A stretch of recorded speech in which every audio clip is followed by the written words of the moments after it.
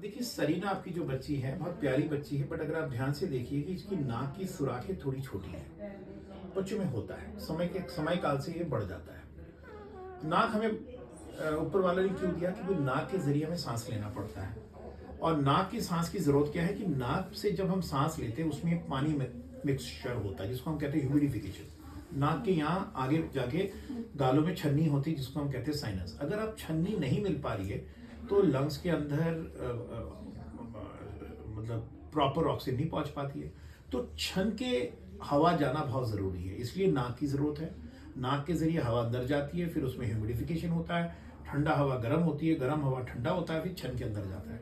अगर बच्चा इस तरीके छन के हवा ना जाए तो मुंह से लेके तो सबसे पहले उसकी नींद डिस्टर्ब होती है, आंखों का ग्लो खत्म हो जाती है, डार्क सर्कल्स भी आ सकते हैं।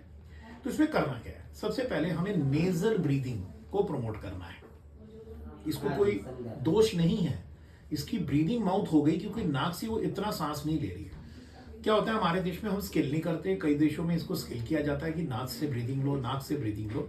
तो उसके लिए सबसे पहले एक सलाइन का जो ड्रॉप अभी ये है, ये पिचकारी जैसी स्प्रे, इसमें कुछ नहीं है, इसको आइसोटोनिक सलाइन कहते हैं। आइसोटोनिक सलाइन मतलब हमारे शरीर में जो नमक है उतना ही है, ये ज्यादा भी नहीं है कम भी नहीं है। अगर ये नाक में सोने से पहले या सुबह शाम अगर देंगे तो ज्यादा अच्छा है। अगर नाक पे सोने से तो बच्चा मुंह से सांस लेना बंद कर देता है, इससे पैसेज खुल जाती है, ह्यूमिडिफिकेशन होता है। क्योंकि बच्चा तभी मुंह से सांस लेता है जब ये जगह वो यूज नहीं कर पा रहा, तो ह्यूमिडिफिकेशन का बहुत बड़ा रोल है। सिर्फ एक सलाइन यूज कीजिए, सलाइन यूज करने के बाद आप देखोगे धीरे धीरे उसके साथ आपको भी एक रोल प्ले करना पड़ेगा।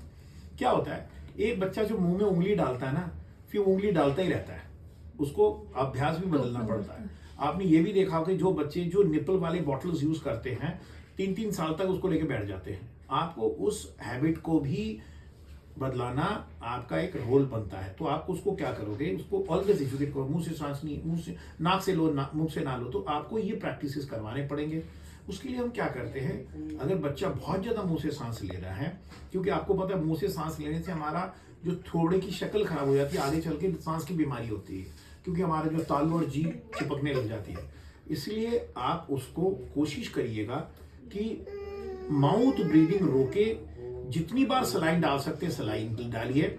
आगे चल के बच्चे को हम मतलब स्टीमर से इनहेल करना भी सिखाते हैं। मतलब स्टीमर जैसे आप भाप लेते हैं ना, उसके में एक चाय पत्ती डाल के भाप भी दिलवा सकते हैं। बट आपको इसमें बिहेवियरल थेरेपी की जरूरत पड़ती है। कई बच्चों में हमने यहाँ स्ट्रैपिंग कर देते हैं रात को, बहुत सिंपल चीज है। मैं आपको एक स्ट्रैप दे दूंगा, उसको रोज रात को लगा दीजिएगा, तो बच्चा धीरे धीरे नाक से सांस लेना शुरू कर देता है।